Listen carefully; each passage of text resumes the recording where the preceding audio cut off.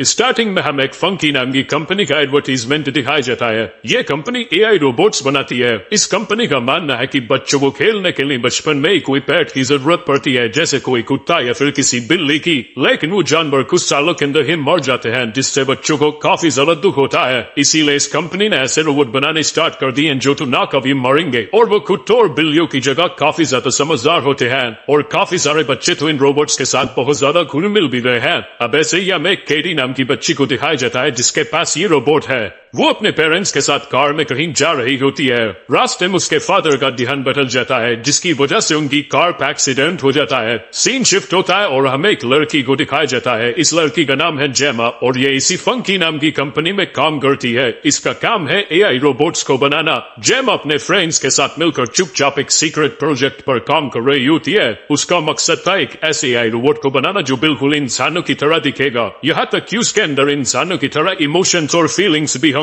इस रोबोट का वो नाम रखती है मीगन। जेमा काफी समय से मीगन पे काम कर रही होती है और यहाँ तक कि उसने लड़ाई की टेक्निक्स भी मीगन को सिखाई होती है। मीगन इतनी एडवांस रोबोट है कि वो दुनिया की किसी भी चीज को बड़ी ही आसानी से समझ सकती है और उसके सिर को बनाने के लिए टाइटेनियम का यूज किया गया है। जेमा ने उसके अंदर एक ऐसी चिप को इंस्टॉल किया था जिसकी मदद से वो लोगों से सीख भी सकती है, यानी कि अगर उससे कोई चीज नहीं भी आती है तो भी वो इंसानों को देख देख कर उस चीज को सीख जाएगी। एक दिन अचानक से जेमा का बॉस उसकी लैब में घुस जाता है और उसे इस प्रोजेक्ट और मीगन के बारे में कुछ भी नहीं पता था। वो इस चीज को देखकर जेमा से बहुत ज्यादा नाराज होता है क्योंकि उसने जेमा को कोई और काम दिया था। जेमा मीगन को बना तो रही थी लेकिन उसे बनाने में काफी ज्यादा खर्चा आ चुका था और इतना ज्यादा खर्चा वो कंपनी एक रोबोट पर नहीं खर्च कर सकती थी। लेकिन फिर भी जेमा अपने बॉस को समझाती है कि वो रोबोट बहुत ही ज्यादा एडवांस है। जब वो अपने बॉस को मीगन का ट्रायल दिखा रही होती है तभी मीगन खराब हो जाती है और उसका सर ब्लास्ट हो जाता है। ये देखने के बाद जेमा का बॉस उससे बहुत ज्यादा गुस्सा हो जाता है और वो उससे बोलता है कि वो नॉर्मल खिलौने ही बनाए जैसा कि उनकी कंपनी आज तक करती हुई आई है। जेमा मीगन को डिसमेंटल कर देती है और उसके एक एक बॉडी पार्ट को एक बॉक्स के अंदर पैक कर देती है। तभी उसके पास हॉस्पिटल से एक इमरजेंसी कॉल आती है। उसे पता चलता है उसकी बहन और उनके हस्बैंड एक एक्सीडेंट में मारे गए हैं और उस एक्सीडेंट के अंदर उसकी भतीजी केडी ही जिंदा बची है। अब क्योंकि केडी की आंट जेमा है इसीलिए उसकी कस्टडी जेमा को दे दी जाती है। अब ये जेमा की जिम्मेदारी है कि वो उसे पाल पोस कर बड़ा करे। कुछ दिन बीत जाते हैं लेकिन केडी उस एक्सीडेंट को बुला नहीं पा रही थी और जेमा को भी अपने काम की वजह से इतना टाइम नहीं मिल पाता था कि वो केडी को समझा सके।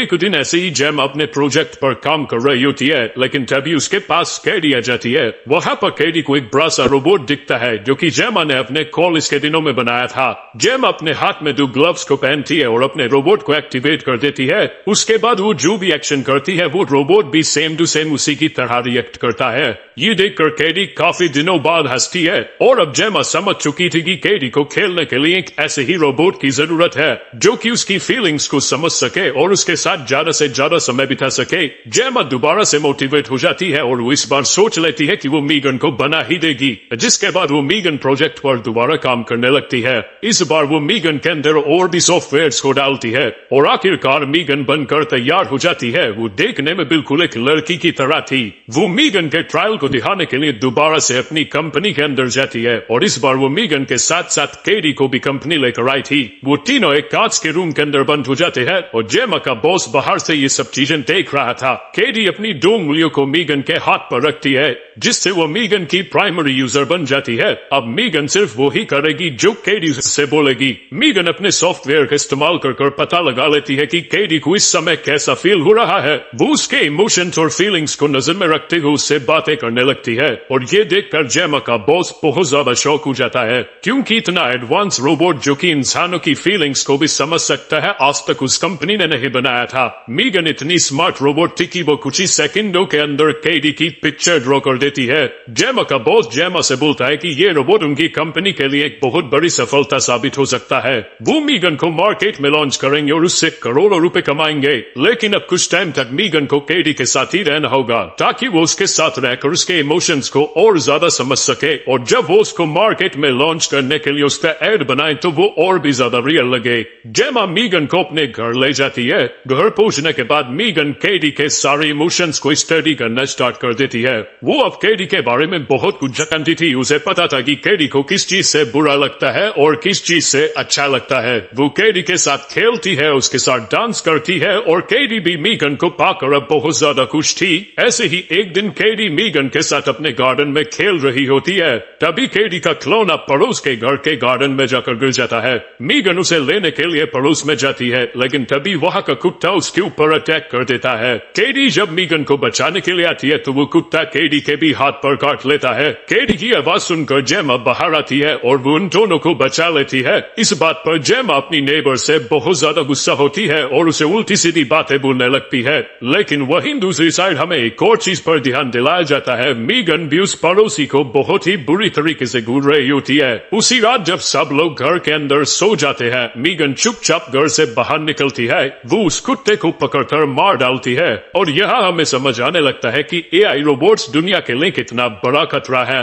उसे बनाया तो इस तरीके से गया था कि वो केडी के अलावा और किसी की न सुने, लेकिन वो अपने पास से भी काफी सारे काम कर रही है, यहाँ तक कि इंसानों की जान भी ले सकती है। अगले दिन मीगन को देखने के लिए काफी बड़ी बड़ी कंपनी से इन्वेस्टर आए हुए होते हैं, इसीलिए जेमा मीगन और केडी को उसी कमरे में बंद कर देती है और बाहर से इन्वेस्टर सब कुछ देख रहे होते हैं। केडी को अपने पेरेंट्स की याद आने लगती है, जिस वजह से उसे रोना आ जाता है।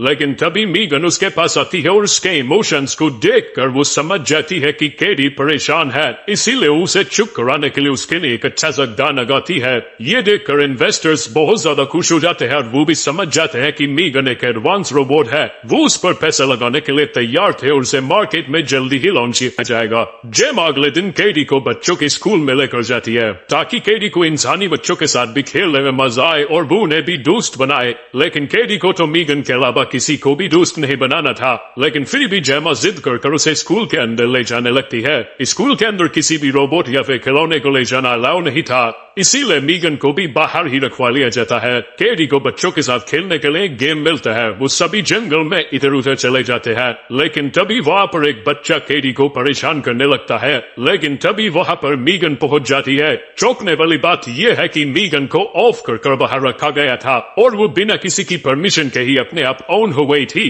वो बच्चा मीगन को एक आम सी डॉल समझकर उठाकर ले जाता है।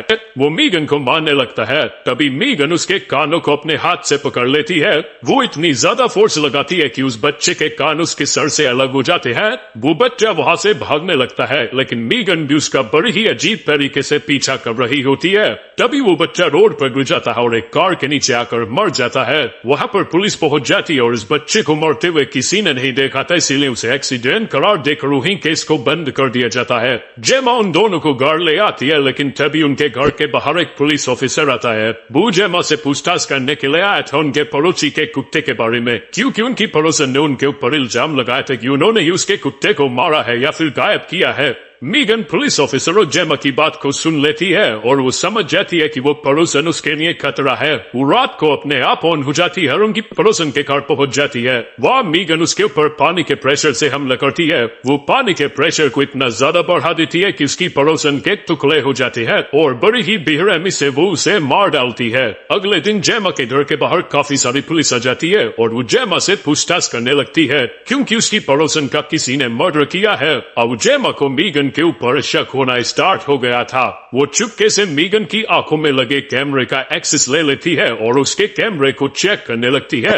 जब वो मीगन की आंखों की रिकॉर्डिंग को चेक कर रही होती है तो वो देखती है कि वहां से सारी वीडियोस डिलीट कर दी गई है। वैसे तो ऐसा कोई भी फीचर जेमा ने मीगन के अंदर डाला ही नहीं था कि वो अपनी मर्जी से वीडियोस को भी डिलीट कर सके, लेकिन मीगन इतनी समझदार हो चुकी है कि उसे अब किसी की परमिशन की जरूरत ही नहीं है। जेमा को मीगन के ऊपर बहुत ज्यादा शक होने लगा था, लेकिन तभी वहां पर मीगन पहुंच जाती है। जेमा किसी तरीके से उसका ध्यान भटकाती है और उसे स्विच ऑफ कर देती है। फिर वो उसे एक पिन्नी में पैक कर अपनी कंपनी ले जाती है, जहां पर वो अपने फ्रेंड्स को सारी बात बताती है कि मीगन ने ही उसकी पड़ोसन को मारा है। उसके फ्रेंड्स उसकी किसी भी बात पर यकीन नहीं करते, इसीलिए वो मीगन के अंदर एक्सेस लेंगे और उसकी उन फाइल्स को चेक करेंगे जिन्हें वो डिलीट नहीं कर सकती। दूसरी साइड केडी मीगन के बिना बहुत ज्यादा परेशान हो रही थी। वो चीजों को इधर उधर फेंकने लगती है। जेमा उसे समझाने के लिए वहां जाती है, लेकिन केडी उसके मुंह पर एक चांटा मार देती है, जिसके बाद उसे इस बात का पछतावा भी होता है। लेकिन वो जेमा से बोलती है कि उसे एक आखिरी बार मीगन से मिलने दिया जाए। वो उससे आखिरी बार बाय बोलना चाहती है।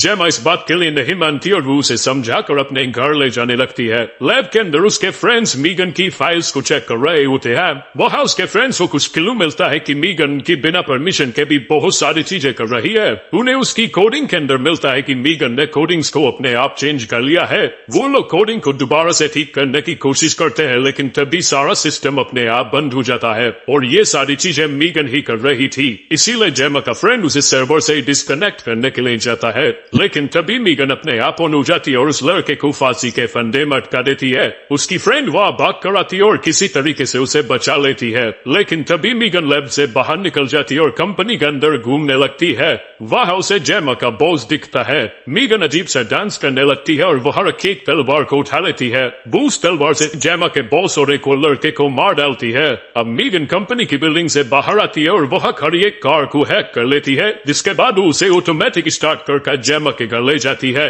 मीगन घर के अंदर घुसकर जेमा की गर्दन पकड़ लेती है। जेमा अपने आप को बचाने के लिए उसके सर पर एक पानी का गिलास देकर मार देती है, जिससे मीगन के अंदर शॉर्ट सर्किट हो जाता है और अब तो वो और भी ज्यादा पागल हो चुकी थी। जेमा भागकर अपने बेसमेंट के अंदर जाती है और वहां से एक चेन सो उठा लेती है।